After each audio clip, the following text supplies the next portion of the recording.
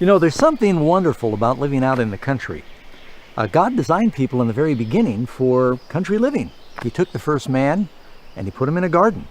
There's just something about being out in nature surrounded by the things that God made that is so much better for our bodies and our souls.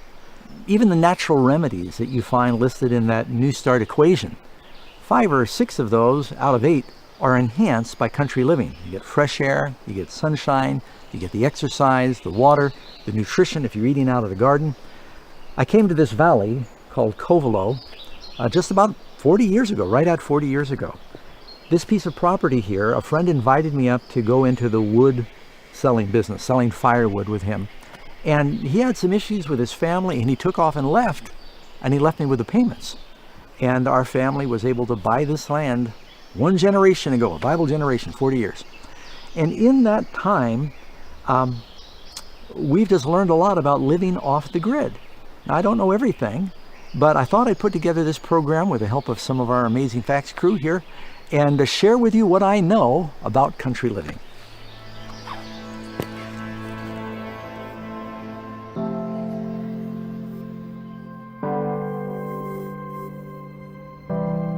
Go to where you can look upon the works of God. Find rest of the Spirit in the beauty and the quietude and the peace of nature. You hear that? That's the sound of life. You have to have water. Jesus said, I am the water of life. And it's really important. It's a foundational thing. You don't want to buy a piece of land if you don't have water. If you have 1 gallon of water running from a spring a minute, which is just a very small amount, that's 1,400 gallons a day. That right now is probably running at 5 gallons a minute, so thousands of gallons a day, plenty for orchard and garden and everything you'd need, lots for household use. In America, the average household of 4 uses approximately 400 gallons of water per day. 70% of that is used indoors, with the bathroom being the largest consumer. In the summertime, when I want to see how much water I've got in my tank, I'll just take a rock and you can tap it. Right now they're full, so it's a dead sound. You get up there, you can tell it's hollow. Water's right about here now. And we run it into the tanks through a filter. This is my little cleaner. Every now and then I'll pop the filter off. I won't do it now because there's so much water it'll just spray everywhere. Pop the filter off, I kind of clean out the screen, so if there's any little bugs or water wigglies that get in there as sand, it catches it here, and then I got a secondary filter at the house. And we have this bungee like this because bears like to come through here. You'll see there's bear claws. They hear the water running, they think there's bugs or something in there, and they'll pull the pipes off. So we've had to patch this several times because of our friendly bears. I was walking through the woods here once about 35 years ago with my son, who was real little. We saw a wet spot on the ground in the summer. That's usually a good sign that there's a spring. So you dig down, you find where the clay is, where the main source of the spring is. You lay your sewer line in there, it's the perforated pipe in there. Throw gravel on it, cover that over, get it all nice and sanitary. So that's the water coming down the hill from one spring. It's backing up brown here because I just stirred up the silt on the bottom of the pipe, otherwise it'd be perfectly clean. And some of this is coming from this spring now. And before it goes down to the tanks, I've got a trap here that just catches gravel. See the little gravel that comes out of the bottom of that? It's probably got gold in there. Just keeps your filter clean.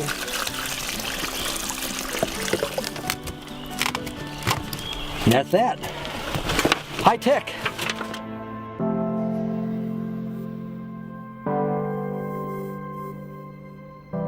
Let the eye rest upon the green fields, the groves, the hills. Look upon the blue sky unobscured by the city's dust and smoke, and breathe the invigorating air of heaven. The Bible says that the life of man is the tree of the field. These are some pear trees that actually the homesteaders that lived here 100 years ago planted these. You can see the pears are coming out. Now sometimes, some years, Karen and I don't get to them in time, and the bears, that's why the trees are a little gnarly. They've ransacked the trees. But 40 years we've been here, these have been putting out pears. Some years are better than others. And you can see right over here, we've got plum trees. Some of these are volunteer and we just let them go. Nice thing about these trees is if you don't like the variety, almost all of them you can graft them. You could put whatever kind of pear you want on that tree if you get a little grafting training. Here you see little plums. Any of these stone fruit trees, you can graft with a variety of other plums. And so you say, well, I don't like these. Cut it back, graft it with the kind you like, and if it's got good rootstock, it just takes off. Grafting is a technique in horticulture in which a branch from one tree is attached to the rootstock of another. It's also rather common to see multiple types of fruit from the same family grafted to a single rootstock. In fact, an artist in New York has recently grafted 40 different types of stone fruit on the same tree. Depending on the time of year, the tree of 40 fruit can have multiple varieties of cherries, peaches, almonds, and plums. These are more pear trees and apple trees. Blackberries. You look around the meadow there, you'll see there's volunteer plum, berries, rose hips. The Lord's just blessed because we're not here to manage it very much, but the animals spread the seeds, so they just kind of come up volunteer.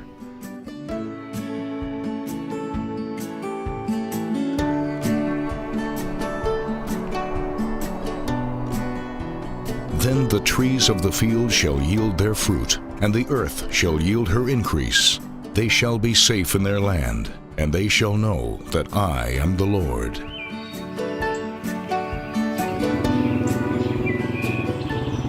You know, one of the other things you can do in the country, when we first moved up here, we had some goats. These are actually our neighbor's goats. They'll eat just about anything, and they'll clear the land. And of course, goat's cheese, goat's milk doesn't have some of the same problems as the lactose that you have in regular milk. You need to have dogs if you can have goats in the hills, because bears like goats also. The Bible says in Proverbs 27:27, you'll have goat's milk enough for your food, for the food of your household, and the maintenance of your maidens. You know, one of the things you can choose to do if you want, if you have some chickens around your house, if you're living in the country, they're excellent for eating all of the insects around your garden. If you want an organic garden, they eat the bugs, they'll even eat some of the dangerous insects, they'll eat scorpions. And they also produce fertilizer, and naturally, a little group of chickens like this, you'll get your daily quota of protein in the egg. He agrees 100%. Chickens that are considered to live in a free-range environment can produce about 230 eggs a year if the conditions are optimal. You can expect that number to fall by about 10 to 15% for each year the chicken ages. You know, a question that many people ask when it comes to country living and living off the grid is, how much food should a person store away in the event of some calamity? Here we've got some 5-gallon buckets of supposed to be long-term whole wheat. Must be 15, 20 years old right now. We honestly don't know if it's any good. And to tell you the truth, there's food that we stored that over the years has gone bad. So if you're going to store some food, and you shouldn't be storing years and years of food, I don't think. But if you're going to be storing some food, be careful to date it and rotate and cycle through it so that you don't have the waste of money. But I want to be very clear, knowing these things about country living and having some food stored away and being able to live off the grid, it's not going to save anyone. We're not going to be saved by Pelton wheels and solar panels. The only thing that's going to save us in the last days is a relationship with Jesus. You could be in the middle of a city, and with Jesus, you're a lot safer than being out in the country without Christ.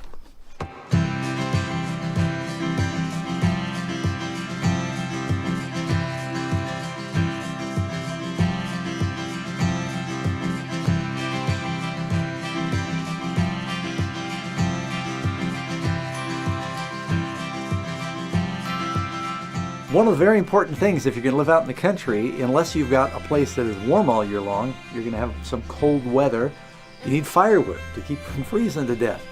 When the time comes you got to build a fire, it's nice to have some kindling. The Douglas fir is not really a good hardwood for fire, but it's great for kindling because it's got pitch in it. So I'll show you real quick how I make my kindling. You can pop it with a maul, and then after you get some slivers with the maul, and you just start. It doesn't take very long before you start going from 5 fingers to 4 fingers. Up here in this country, we got oak, we got madrone, we got Douglas fir. Douglas fir for the kindling, oak and madrone for the long fires. Puts out a lot of BTUs, a lot of heat.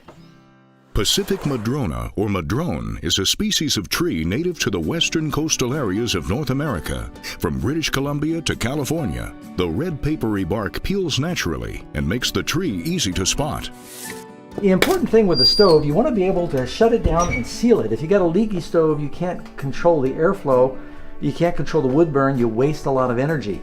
You'll notice this has got a draft underneath it. It's pulling air in, it's still burning. Watch what happens if I close this off. You'll see the fire almost completely shut down because I'm robbing it of oxygen. Open it back up again. Hopefully I didn't put the fire out. Most stoves, when you open and close your damper, it's just taking room air into the stove, up the chimney.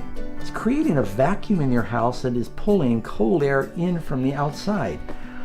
This stove was designed so that the intake is underneath the stove. I put a piece of stovepipe underneath it, goes right through the floor. It's taking the outdoor air from below the house through the stove, back out again. So it's just radiating heat. It's not sucking cold air in from the outside. Boy, it's really nice to have a good wood cook stove, and you can't beat when it's cold and wet outside to sit by a glow of a cozy fire and pluck the guitar.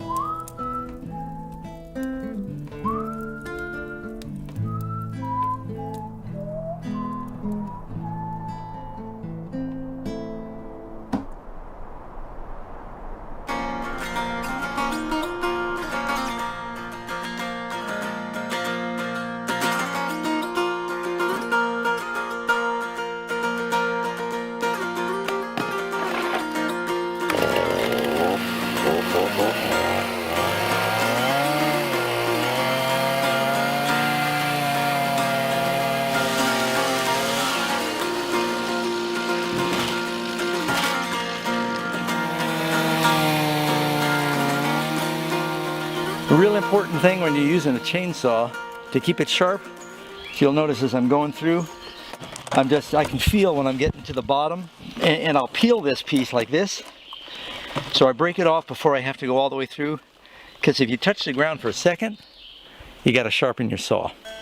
So keeping a saw sharp makes a big difference in how well it cuts. It's a lot easier to sharpen the chain if you have a vise, because then you just get it in here and you do one side at a time. Let me get it where they, there we go. Do one side at a time, and use a chainsaw file. I do it freehand with, these has guides on it so you get roughly the right angle. I use like the 30%. Take the saw, you line up that line there with the bars so they're parallel, and just a couple of strokes.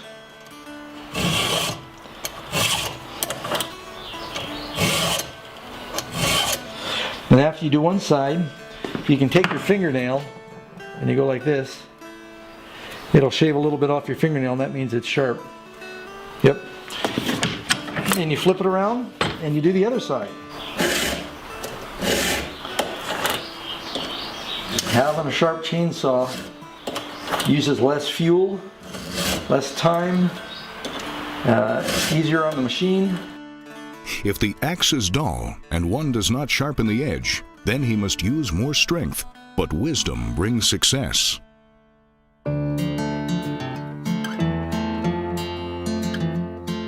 Something else to consider when you're living up in the country. If you have a piece of property that has a little bit of timber on it, you can get one of these one-man mobile lumber mills, and you can mill your own lumber, saving a lot of money.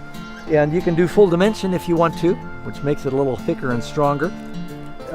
Anything from 1x lumber to 4x4s to 4x8s, and you can make beams, and you go buy lumber now and you'll see that really saves you a lot of money.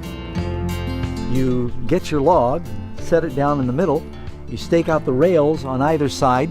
You've got cranks here. You can crank up the measurements. On both sides you have cranks, and they've got tape measures, and it tells you the dimension that you're cutting.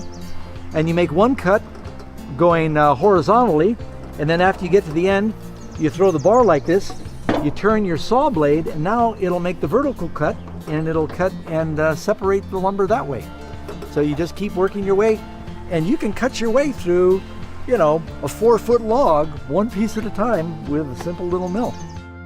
So when you're living in the hills, having a good shop is really important, if you can do it.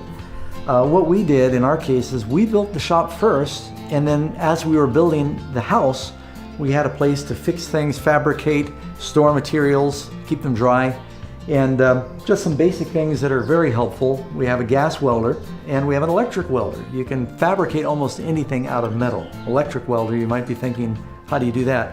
Well, we got a pretty substantial generator, because if you're using a welder, you need 240 volts. Air compressor, a lot of tools. I reuse nails. I'll take nails and I'll bang them and straighten them out and reuse nails. And so you just try and be as practical as you can, and having tools, being able to fix things, so you don't have to run to town every time something breaks. You fix it yourself. Something else important to think about when you're living off the grid up in the hills is communications. Now, when we first moved up here about 40 years ago, there was no cell phone service, there was no telephone. We used CB radios. And the different friends and church members had CBs, and we had like a 50-foot antenna on top of our house, a CB antenna. And all of the different members had their handles. I was caveman, and some of our members, one of them worked at a fire tower on top of a mountain. She was country girl. Another member was flying Finn. Well, eventually we decided we were going to hook up a regular telephone, and so we bought a whole spool with 2 miles of phone line, and we had to string it ourselves from our house out to the county road where there actually was a telephone line, and we had to maintain it ourselves.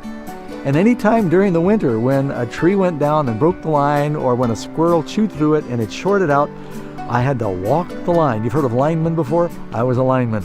I had to walk the line 2 miles, sometimes in the rain and in the snow, to find the break in the line to restore communications. So after years of doing that, you can imagine how happy I was when finally cell reception reached the hills around here. And Mrs. Batchelor wasn't able to join us on this trip because there just wasn't room for the gear and the crew in the plane. I'm going to see if the phone works, and I'll give her a call. At the tone, please record your message. When you've finished recording, you may hang up or Maybe press communications 1 for aren't such a more great thing. Hi dear, we're up here taping in the hills and gave you a call. Love you, wish you were here.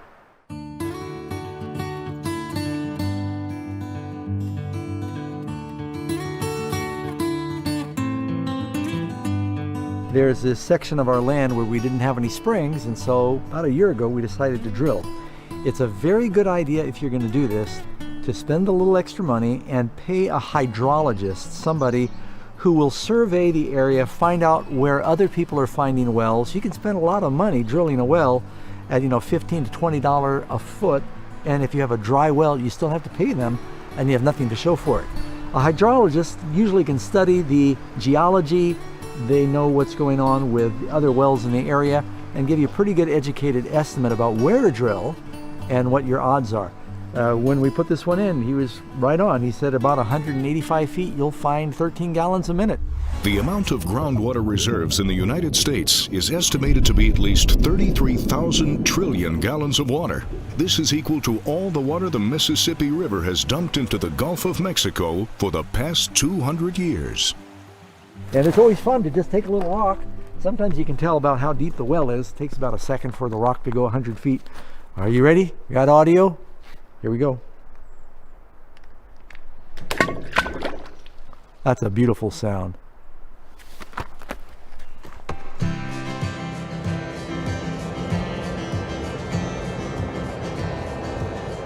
Behold, God is my salvation. I will trust and not be afraid. For yea, the Lord is my strength and song. He also has become my salvation. Therefore, with joy, you will draw water from the wells of salvation.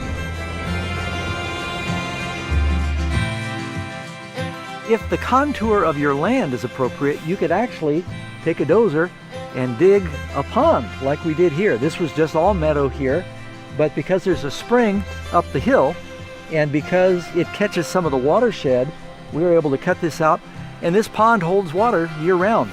We come up here and we see deer and bear and ducks, and we even put a half a dozen bass in here, and they just took off and proliferated. Of course, I'm a vegetarian, but it's fun sometimes to catch them and just throw them back.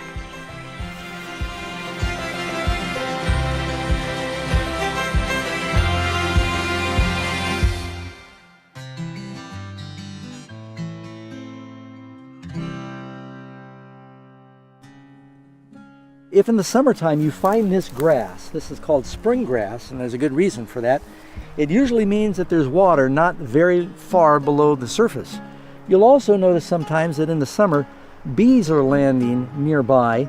That's because bees just need a little moisture on the surface to drink. They don't like running water. But years ago, we saw this spring grass here, and we were suspicious, so we got a backhoe and decided to dig a hole and see what would happen. And once you remove the topsoil, you remove the pressure, and it comes to the surface, this stays full and running over year-round. Now, we don't use this for the house because it's a little ways from the house, but we developed it to be a wildlife spring because where you've got water, you've got life, and Jesus is the water of life. Jesus answered and said to her, "Whoever drinks of this water will thirst again, but whoever drinks of the water that I shall give him will never thirst. But the water that I shall give him will become in him a fountain of water springing up into everlasting life."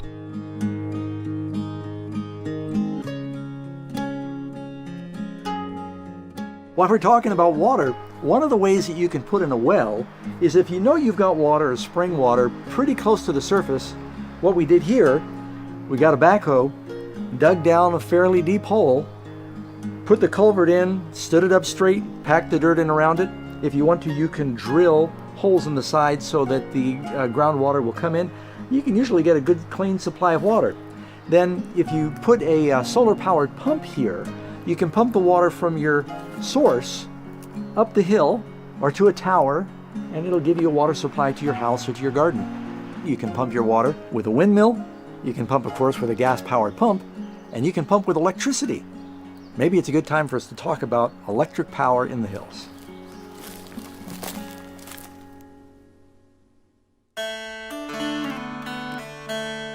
It's kind of exciting that in recent history, man has developed the technology to convert the sun's power into electricity.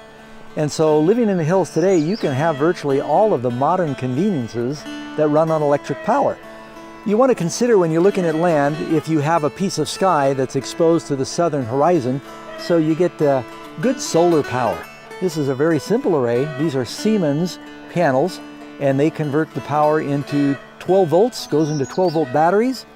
Depending on how many panels you have and how many batteries you have to store the power, you can have a pretty good storage of electricity.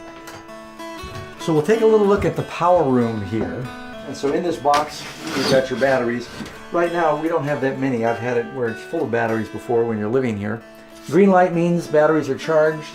This then converts the 110, it converts the 12 volt rather to 110.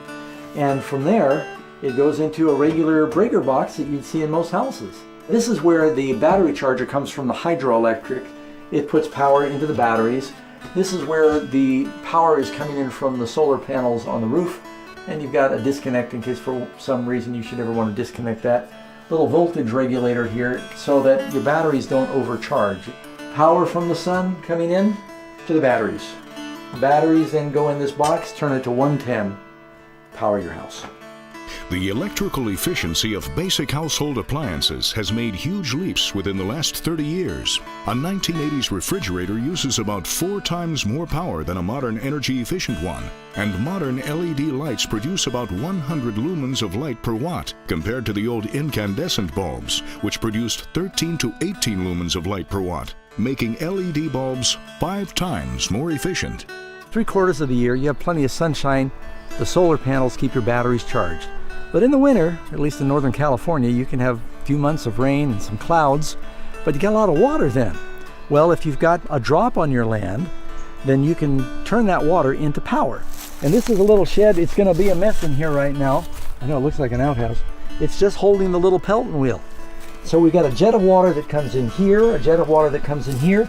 They both hit this bronze Pelton wheel. They spin it, produce 110 volts, and it sends that voltage through that wire back up to the house to a battery charger that charges our batteries up. Nice thing is, you have so much water in the winter, you can leave it running for hours, or you can just set a timer on it and say, I'm going to turn it on for 2 hours, and you get 2 hours of charging your battery.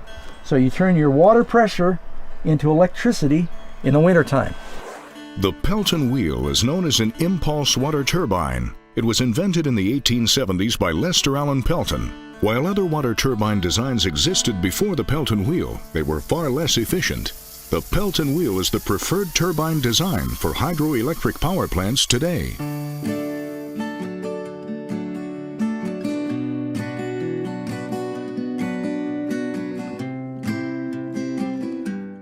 Well, friends, it is possible to live completely off the grid and be fairly comfortable. It takes some wisdom, it takes some planning, and I'll admit I'm a little conflicted because we have a great work in the city. Most of the people in the world now live by the centers of population. But the Bible tells us that someday, Matthew chapter 24, the abomination that makes desolate will be set up, and those that be in Judea, Jesus says, flee into the mountains. There'll be a time we need to flee. You pray. It's not wise for a person to just say, I'm going to sell everything I have and go move to the hills. You need to be practical. You need to make sure that you have a way to support yourself and you don't lose your opportunity to witness to the people where they are. So I hope that you've been blessed and encouraged. I hope it's been edifying and educational to come into the Batchelor pad up here in the hills and just see how the Lord has guided and taught us through the years, and keep us in prayer as we try and share the gospel with the world.